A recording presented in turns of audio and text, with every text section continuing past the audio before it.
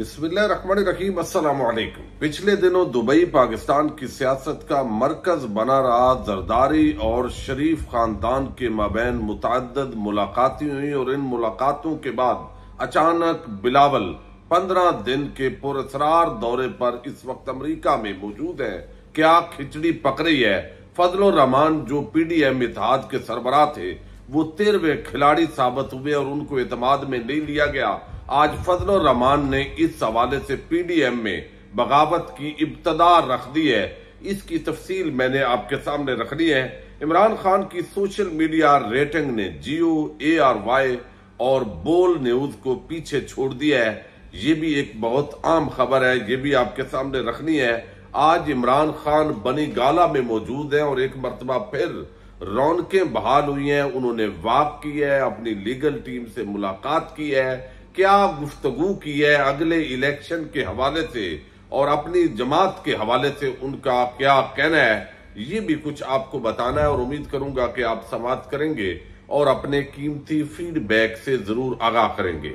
इमरान खान साहब आज चुके बड़े तवील अरसे के बाद बनी गाला पहुंचे हैं और आपको इल्म है जमान पार्क जो है वो मरकज रहा सियासी सरगर्मियों का और इस्लामाबाद के अंदर इब्तदान जब उनके खिलाफ मुकदमात बने तो गिरफ्तारी की कोशिश हुई और जो जहां पे बनी गाला इमरान खान साहब की रहशगाह है, चूंकि वहां से उसको पुलिस को घेरना बड़ा आसान होता है और कारकुनान का जो राब्ता है वो भी काटा जा सकता है। फिर इस्लामाबाद जो शहर है वो कोई इतना गुंजान आबाद शहर नहीं है जहां से पब्लिक निकले। तो उन जब केसेस की तादाद के अंदर मुसलसल इजाफा हो रहा था तो तहरीक इंसाफ की जो लीडरशिप है उन्होंने इस पर प्लान किया कि खान साहब को अब लाहौर के अंदर शिफ्ट होना चाहिए, जो उनका पुराना घर है जमान पार्क के अंदर, तो वो वहां पे शिफ्ट हुए। लेकिन अब चूंकि उन्होंने आज तफ्तीश ज्वाइन करनी थी और साथ ही जो है वो कल अदालत के अंदर बड़ी आम समाअत होने जा रही है और खास तौर पर आगे अब जो केसेस हैं वो कुछ तेज चलाए जाएंगे। अब इस मामले के अंदर एक तो उन्होंने वाक की और फिर वो जो शेरू है और बाकी वो भी साथ साथ उन्होंने वाक की है, वीडियो शेयर की गई, नौजवान तबका उनके साथ था, फिर लीगल टीम के साथ जो उनकी मुलाकात हुई है तो वहां पर उन्होंने ये इंदिया दिया है कि तमाम मामलात वो जा रहे हैं अगले इलेक्शन की तरफ। तो लिहाजा एक बात उन्होंने और की है कि लिहाजा जो भी हो जाए एक बात ज़हन में रखे कि मुस्तकबिल हमारा है, मुस्तकबिल आपका है। चूंकि जब कोई कौम नजरिए पर कायम हो जाती है तो उसको शिकस्त नहीं दी जा सकती। वक्ती तौर पर ये इंतकामी कार्रवाइयां हैं, ये केसेस है, ये सारा कुछ होगा, लेकिन मुस्तकबिल जो है वो आपका है, नौजवानों का है, तहरीक इंसाफ का है। तो अभी भी जो उनका जो जज्बात है वो इस हवाले से जो है वो इंतहाई आम है और वो बड़े इसके लिए पुरुमीद है। दूसरी तरफ सोशल मीडिया पर पिछले दिनों बड़ा जो है वो हंगामा बपा कुछ लोगों ने किया कि इमरान खान की जो वीडियोज है वो सुनते ही कोई नहीं है। तलत हुसैन और बहुत सारे इस तरह के तबके मलामतिया के जो लोग थे उन्होंने ये तासर दिया। अब इलेक्ट्रॉनिक मीडिया पर पाबंदी लगा दी गई, प्रिंट मीडिया पर पाबंदी लगा दी गई इमरान खान के नाम पर और फिर तहरीक इंसाफ की जो असल लीडरशिप है वो आके बात भी नहीं कर सकती। यकतरफा तौर पर जरदारी और शरीफ माफिया को वली साबित करने की एक कोशिशें जारी हैं अब सियासत के अंदर। अब ये बड़े जबरदस्त हैं, मसीह हैं, इन्होंने मुल्क को तरक्की की राह पर गामजन किया, CPAC इन्हीं का मंसूबा था और इन्होंने चलाया। लेकिन आज जितनी बेइज्जती और रुसवाई हुई है एहसन इकबाल की, जो बड़ा पढ़ा लिखा बनता है लेकिन जो चीनी काउंसलर जनरल हैं और बाकियों ने उनकी जो बात को रद्द की है कि ये चबड़े जैसे मारता है बंदा कि CPAC को रोक दिया था। भाई आप आ गए 1.25 साल में कौन सा मंसूबा आपने शुरू कर लिया CPAC का? CPAC तो चल रहा था और कोरोना आया और आपने तबाही बर्बादी फेर दी पूरे मुल्क के अंदर। फिर भी इतनी डटाई के साथ, इतनी बेशर्मी के साथ इन लोगों को झूठ बोलने की आदत है और शरीफ खानदान चूंकि पूरा वो इस मामले के अंदर महारत रखता है बड़े एतमाद के साथ। हालांकि सोशल मीडिया का दौर है, सारी चीजें बंदा देख लेता है, कल इसने क्या कहा, इनका क्या मौकफ था। रसीदें आज तक आपने उस प्रॉपर्टी की नहीं दी लेकिन कहते हैं नवाज शरीफ पर बड़ा जुल्म हुआ।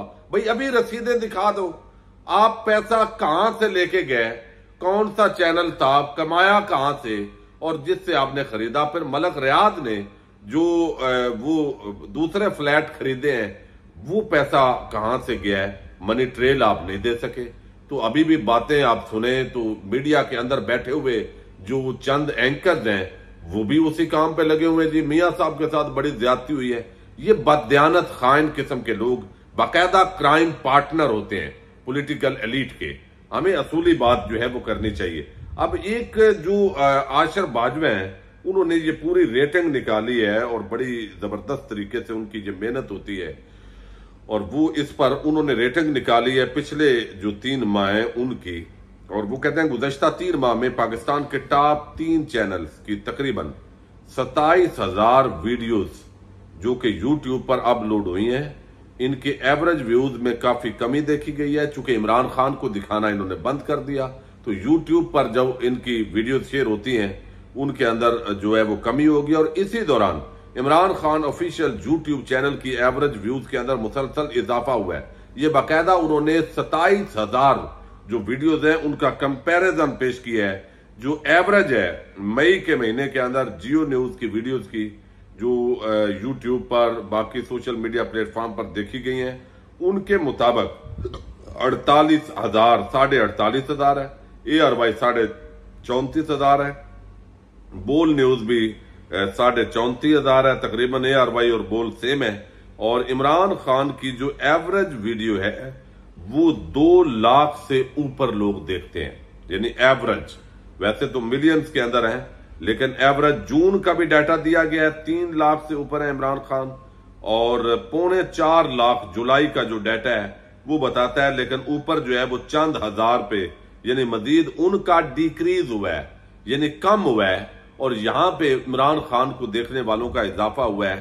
तो ये औकात है इस वक्त कुल मीडिया की, यानी इमरान खान को जहां से माइनस करेंगे अवाम वो बूथा नहीं देखेगी। ये हालात है इस वक्त पूरे।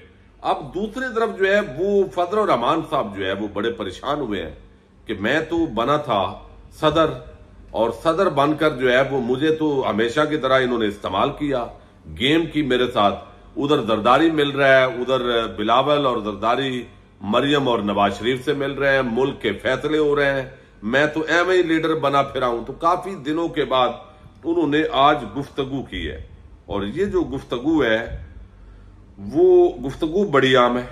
उसके अंदर 2-3 चीजें बड़ी आम है। एक तो आपको इल्म है कि गवर्नर खैबर पख्तूनख्वा नून लीग की जो मुकामी लीडरशिप है उनका यह शिकवा है कि इस वक्त पूरे मामलात गवर्नर चला रहा है गुलाम अली, जिसका ताल्लुक फजल रहमान की जमात से है। तो लिहाजा ये तो अगला इलेक्शन अपना बना रहे हैं, फजल रहमान अपना हिस्सा ले रहे हैं और ये हम तो हमारा तो कोई काम ही नहीं होता ब्यूरोक्रेसी के अंदर। एक तो ये बात है। दूसरा जो है फजल रहमान ये समझते हैं कि सारी चीजों के अंदर उनको एतमाद में लिया जाएगा, चूंकि वो इस्तेमाल हुए हैं, वो सदर बने हैं और उन्होंने मैं बड़ा मेरे पास स्ट्रीट पावर है। तो अब ये क्या हुआ है और मुझे बड़ी ऑफर्स दी हैं जनरल फैज हमीद ने मादी के अंदर कि ये भी काम आपको कर देते हैं। अब ये जरा मैं आपके सामने पहले खबर रखता हूं। फजल रहमान कहते हैं कि lieutenant general retire Faiz Hamid ने मुलाकात में कहा कि मैं आपको सेनेट का रुकन और फिर चेयरमैन देखना चाहता हूं और आपने सिस्टम के अंदर तब्दीली लानी है। मैंने इनकार कर दिया। फिर वो कहते हैं कि मुस्लिम लीग नून PDM का हिस्सा है, दुबई में मुलाकात पर एतमाद में नहीं लिया गया, इतना बड़ा कदम उठाने पर हमसे मुशावरत नहीं की गई। ये सवाल मेरे ज़हन में है। यानी ये एक उनको पता चल गया कि फजल रहमान को सब ने औकात दिखाई है कि ये रेंट मौलवी जो है इसकी इतनी जरूरत नहीं है जितना रखना है, क्योंकि ऊपर के जो असल फैसले हैं वो तो इन्होंने करने हैं, बड़ी पार्टीज ने। तो आप तो छोटी पार्टी हैं तो वो रखा है। वो कहते हैं ये मेरे ज़हन में है। तो ये एक आप समझें कि इख्तलाफ की बुनियाद रख दी गई है इसके अंदर। और ये मैं आपको अक्सर बताता होता हूं वीडियोस के अंदर कि जब भी ये देख खुलेगी तो बोटी बोटी पे ये लड़ाई करेंगे। हालात इनके यही होंगे। अभी तो बुग़्ज़े इमरान की वजह से ये इस तरह है। अब कहते हैं तमाम जमातें मुत्तफिक हैं 2018 के इलेक्शन में धांधली हुई। भाई ठीक है, धांधली हुई तो आपने कहां पे इलेक्शन कमीशन के अंदर कोई सबूत दिया, कोई आपके पास एविडेंस है, वो आपने पेश की। जिस तरह इमरान खान 2013 के इलेक्शन के अंदर वो तो गया, उसने धरना दिया, फिर 4 जो है वो हल्कों के पोलिंग जो है वो खोले गए। जब बक्से खुले तो पता चला वाकई धांधली हुई थी। तो आप वो कौन से सबूत कहीं पे लेके गए? चले अदालतों ने फैसला नहीं किया, इलेक्शन कमीशन ने नहीं किया, लेकिन आप अवाम को तो दिखा दें। अब यहां वो कहते हैं हमें हल्फ नहीं उठाना चाहिए था जब हमने कहा कि असेंबली जाली है। वो कहते हैं हमारा मौकफ था कि पार्लियामेंट में ना जाओ, अदम एतमाद पेश ना करो, चाहते थे रोड पर आए और हुकूमत को मुस्ताफी होने पर मजबूर करें। ये फजल रहमान बता रहे हैं कि मेरा ये मौकफ था, लेकिन फिर कहा गया कि नहीं, अदम एतमाद के जरिए हटा देते हैं।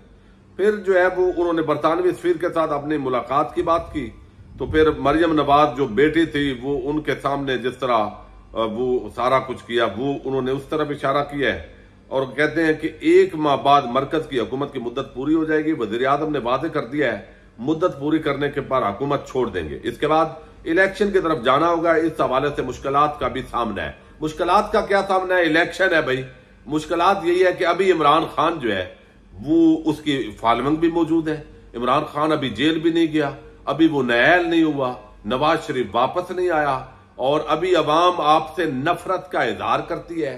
तो आपका जो इलेक्शन मैनेज नहीं अभी पूरी तरह हो पाएगा।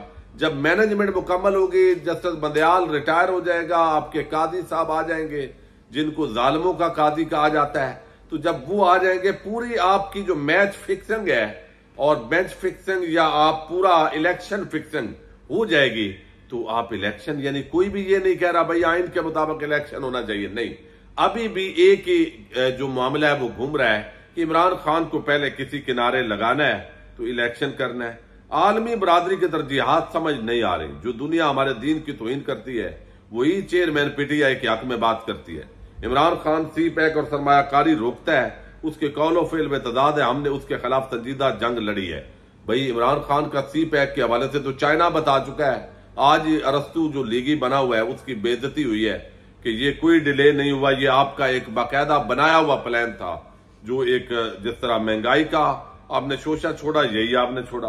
फिर लेफ्टिनेंट जनरल फैज हमीद, अब उन्होंने कहा है कि ये जो मुलाकातें हुई हैं दुबई के अंदर इस पर, और फिर उन्होंने इजहार किया कि मेरा जो गवर्नर है उस पर बात कर रहे हैं, तो ये तो सब ने मिल बांट यानी बंदर बांट जो हुई है उसका उन्होंने जिक्र किया है। तो ये एक बगावत का आगाज हुआ है, लेकिन ज़ाहिर है इमरान खान जब तक मौजूद है तो ये बिल्कुल यकजा रहेंगे और उसके बाद देख खुलने पर एक एक बोटी पे इनकी लड़ाई होगी और वो मसनूई लड़ाई होगी, चूंकि करप्शन पर इन सब का इत्तेफाक है। इजाजत दीजिएगा, अल्लाह हाफिज।